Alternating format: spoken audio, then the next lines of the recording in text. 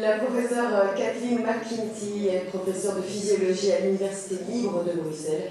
Elle travaille au laboratoire de recherche expérimentale des soins intensifs et rejoint aujourd'hui la 6e section. Ma spécialité, donc, c'est sûr que pendant mes études, j'ai toujours été très attirée par la physiologie. Ma mentor, c'est le professeur Cécile Clerks. Alors, pour moi, c'est une véritable passion, en fait. Donc, je pense que ça vient de la génétique avec une maman institutrice et un papa, qu'on va dire, prof de gym, en fait. Il était licencié en éducation physique, 2 enseignants extraordinaires. Et clairement transmettre mon expérience, transmettre mon expertise, accompagner les jeunes vers le métier de vétérinaire, c'est probablement la partie la plus importante de mon métier. Il faut savoir que j'ai démarré en 1997 à l'ULB avec 3 étudiants dans ma classe, qu'actuellement, même si on en a presque 200 en première, on en a une quarantaine en BA2 et en BA3. Et donc, c'est clairement une grande classe, je dirais. J'ai l'occasion de vraiment les connaître par leur prénom. Et je me représente plus comme une coach, en fait, qu'une véritable enseignante. Donc, on forme une équipe. Donc, je suis leur coach et on essaye d'aller ensemble vers l'objectif. Donc, vers 2 objectifs, en fait. Le premier objectif, c'est les préparer pour les masters à Liège. Et le deuxième objectif, c'est vraiment essayer qu'ils s'épanouissent dans leur profession, dans leur métier. Alors, pour moi, la recherche, ça a été d'une part de magnifiques rencontres avec des scientifiques, je vais dire, dans différents domaines, des médecins essentiellement et des vétérinaires, bien sûr. Donc, des rencontres et, comment dire, la collaboration entre personnes qui sont complémentaires, qui ont les mêmes idées, qui ont la même volonté et qui se comprennent. J'ai évidemment voyagé lors de mon doctorat et lors de mon postdoc. J'ai été effectivement en Angleterre, en France, un petit peu aux États-Unis. Alors, je dirais que je ne suis pas une voyageuse qui va loin. Donc, j'adore les plaisirs simples. Donc, j'adore aller, par exemple, clairement dans le nord de la France, par exemple. Donc, les promenades, les balades, en famille, entre amis, les bonnes tablées, c'est des choses que j'apprécie. L'amitié, pour moi, est évidemment super importante. Comment dire, je pense qu'on peut me considérer comme une personne fiable en amitié. Et en tout cas, je l'espère, peut-être plus fiable par les gestes que par ce que je dis. J'aime bien le sport, donc moi-même, je suis presque née sur un cheval, donc j'ai fait de l'équitation et du jumping jusqu'au moment où je suis devenue maman, puis j'ai arrêté pour différentes raisons, notamment le temps, mais aussi la peur, les responsabilités quand on devient maman. Mes enfants, je les ai poussés également à faire du sport, ils sont plutôt partis dans le tennis, ma fille a fait de la danse aussi. Voilà, et moi-même, je me suis mise au tennis une fois que j'étais adulte et je prends encore beaucoup de plaisir à jouer, en tout cas une fois par semaine avec mes copines. La famille a énormément d'importance. J'ai 2 enfants, donc un garçon et une fille, et j'ai la chance d'être grand-mère depuis septembre 2024. Donc c'est évidemment quelque chose de nouveau et c'est un autre départ pour moi. Donc, voilà, bien sûr. Alors, pour moi, le défi du futur, c'est un défi sociétal par rapport aux jeunes. Donc, je trouve que la société a fortement changé, que les jeunes ont une autre manière de voir la vie. Pour la médecine vétérinaire, c'est un souci. L'Union professionnelle vétérinaire nous a informés il y a peu qu'en fait, on avait jusqu'à 30% des jeunes vétérinaires qui abandonnaient le métier de praticien. Et pour des raisons de mal-être, pour des raisons peur des responsabilités, de difficulté à gérer le stress, difficulté de communication avec les propriétaires.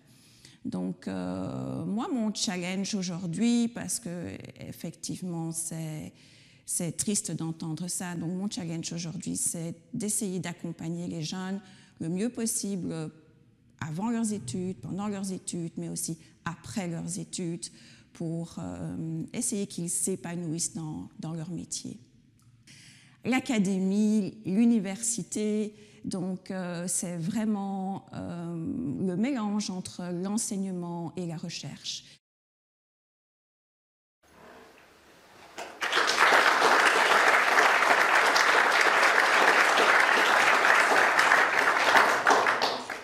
Kathleen McEntee, vous intégrez la 6e section avec le soutien académique de Georges Casimir et Cécile Clerx.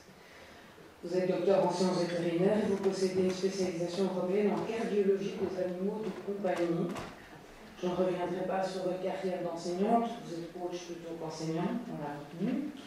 Vous avez développé un axe de recherche transnationale à l'ULB et à l'ULG dans le domaine de la physiopathologie de l'insuffisance cardiaque et de l'hypertension pulmonaire. Vous avez participé au décryptage de l'axe hormone-cœur-rein dans différents modèles animaux mimant les pathologies cardiovasculaires les plus courantes chez l'humain. Nous sommes impatients de vous écouter.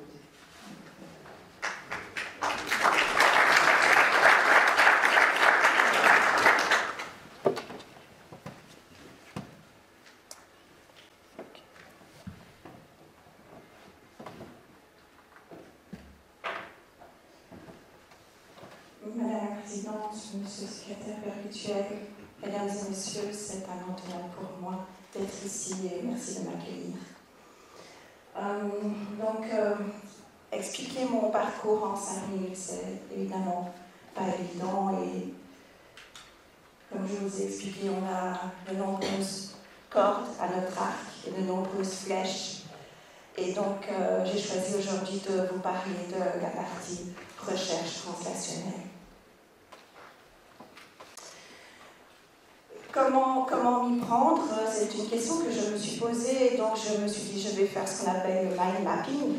Donc c'est quelque chose que je travaille avec mes étudiants, c'est d'essayer d'organiser une longue liste d'idées, parfois rébarbatives, pour en faire un schéma attrayant, coloré, logique, en harmonie avec le fonctionnement naturel du cerveau.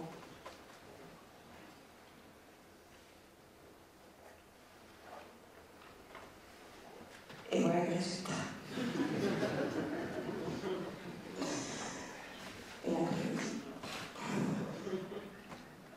Je vais un peu vous l'expliquer. Donc vous avez le thème central. Le thème central doit être coloré. C'est ce dont j'ai envie de vous parler aujourd'hui. Et donc, je vais vous parler un peu de tout ce que nous avons fait en physiologie intégrée pour ce qu'on appelle l'endocrinologie de l'insuffisance cardiaque chronique. Et j'ai rajouté l'hypertension pulmonaire. Pourquoi j'ai rajouté l'hypertension pulmonaire? Parce que dès 1997, j'ai intégré le laboratoire de physiologie du professeur Naillet. Et dans ce laboratoire de base, s'intéresser à l'hypertension pulmonaire, c'est mourir. Et je suis avec vous aujourd'hui, donc vous avez compris. Puis vous avez les branches principales. Donc les branches principales, elles ont été classiques. On peut en mettre maximum 7. J'en ai 6. Elles ont chacune une couleur.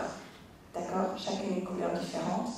Vous avez l'historique, les modèles, les méthodes et quelques résultats. Puis vous avez les branches secondaires. Les branches secondaires, vous avez compris, c'est l'histoire. D'accord? Alors l'histoire, elle commence en 1990, lors de ma diplomation. Donc, la dernière décade du XXe siècle, c'est un moment important en cardiologie. C'est la fin du modèle hémodynamique et c'est la reconnaissance par le monde scientifique de ce qu'on appelle l'hypothèse neuro-hormonale, c'est-à-dire l'action délétère des hormones vasoconstrictrices qui aggravent la pathologie, créent ce qu'on appelle un cercle vicieux menant aux symptômes et à la mort du patient.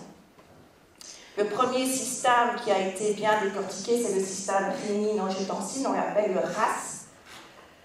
Et à ce même moment, on se rend compte également que ces hormones ne sont pas toutes endocrines, mais que certains composants, certaines hormones sont produites dans les tissus cibles et notamment dans le myocarde.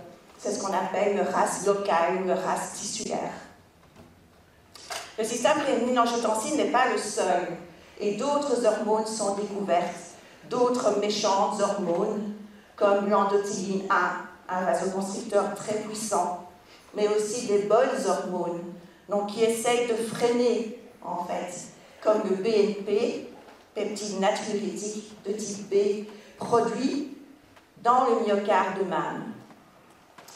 C'est le moment aussi où on se rend compte que la graisse, votre petit bourrelet d'amour, n'est pas uniquement une réserve énergétique, mais est ce qu'on appelle une glande qui produit des hormones qu'on appelle les adipokines.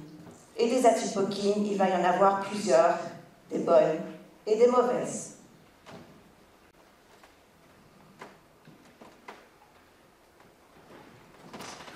Donc, c'est dans ce contexte que l'endocrinologie de l'insuffisance cardiaque me titille et que je vais me dire, je vais essayer de mettre une petite pierre à l'édifice ou au moins une petite pierraille.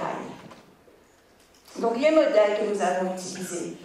Donc, nous avons d'abord utilisé des modèles grands animaux, comme on les appelle, modèles canins et modèles porcins, modèles de cardiomyopathie dilatée induite par tachycardie, modèle d'infarctus du myocarde et modèle d'hypertension artérielle pulmonaire par champ gauche-droit. Puis, dans les 10 dernières années, sous la pression sociétale, la pression financière, la pression économique, nous avons essayé de transférer donc, cette expertise vers des modèles plus petits, des modèles murins, des modèles gras d'abord, avec un modèle d'hypertension systémique et un modèle d'obésité. Utiliser également des souris pour ses propres capacités à avoir des modèles KO. Et la méthodologie, donc pour étudier de la physiologie intégrée, étudier plusieurs systèmes qui travaillent en coordination, on doit utiliser une méthodologie in vivo. La méthodologie in vivo, on a associé des méthodologies non invasives que l'on pouvait répéter autant de fois qu'on le souhaitait sur l'animal, avec l'échocardiographie Doppler, avec les clairances pour étudier le rein, l'axe cœur-rein. On y a ajouté des biopsies du myocarde itératives. Et puis on a complété ça par des méthodologies in vivo plus invasives, le cathétérisme avec le cathéter à conductance.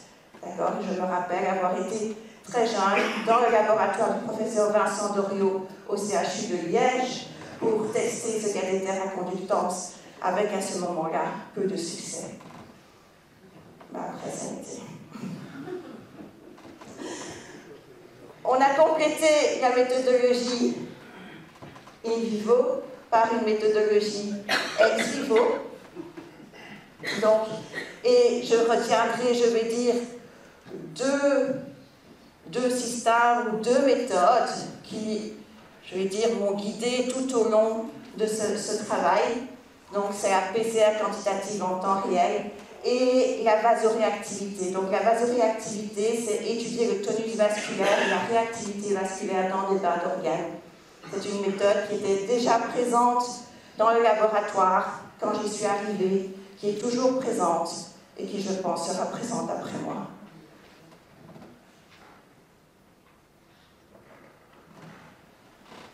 Parlons maintenant de quelques résultats. Donc, nous avons commencé par étudier le système endothéline, donc cette hormone vasoconstrictrice, d'accord, et montrer son implication ou son activation précoce donc dans un modèle de cardiomyopathie dilatée au niveau du cœur et au niveau du rein.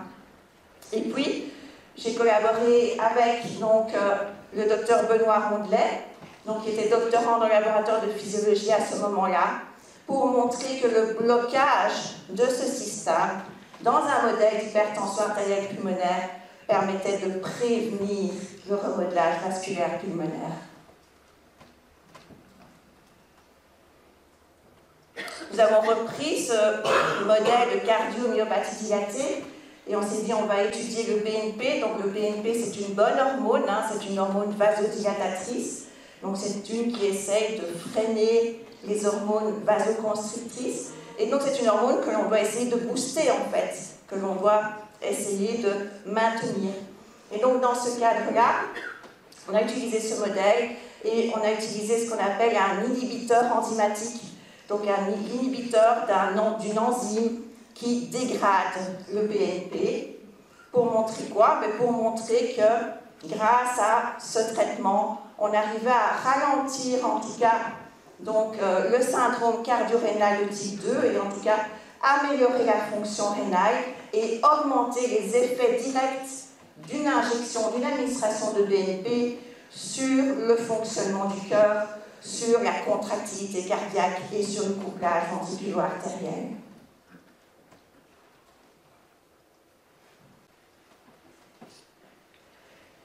Et puis je me suis tournée de plus en plus vers ce qu'on appelle l'hypertension pulmonaire, la circulation pulmonaire, l'homéostasie de la circulation pulmonaire et la relation entre la circulation pulmonaire et les adipokines, donc les hormones de la graisse. D'accord? Donc nous avons étudié la leptine dans un premier temps et montré dans un modèle d'hypertension systémique que l'augmentation chronique de la leptine entraînait ce qu'on appelle une résistance à la leptine, non seulement au niveau du centre de la satiété, mais également au niveau de la circulation pulmonaire, avec donc une baisse, une inhibition de l'effet vasodilatateur de la leptine, voire même un effet vasoconstricteur. Dans un deuxième temps, on a étudié une autre hormone de la graisse qui s'appelle la kémérine. Donc la kémérine, c'est plutôt une mauvaise hormone, c'est une hormone pro-inflammatoire.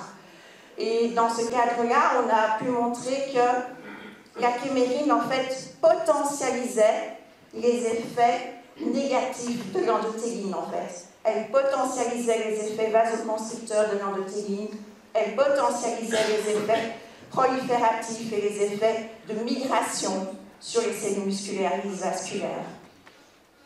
Et donc, fort de cette expérience, on s'est dit les adipokines étant néfastes pour la circulation pulmonaire, on va développer un modèle d'obésité chronique et étudier la circulation pulmonaire dans ce modèle.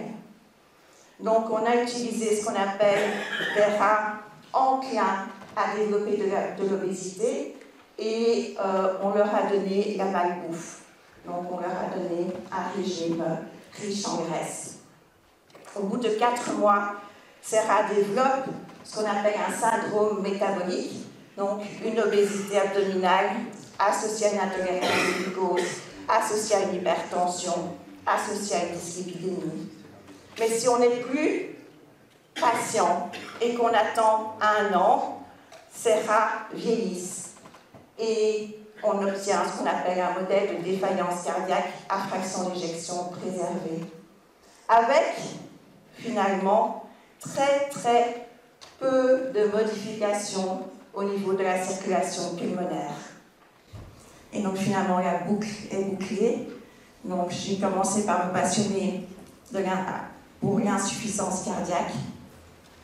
J'ai migré vers l'hypertension pulmonaire. Je veux développer un modèle d'hypertension pulmonaire et je tombe sur un modèle d'insuffisance cardiaque. C'est la recherche. Voilà, je vous remercie de m'avoir écouté.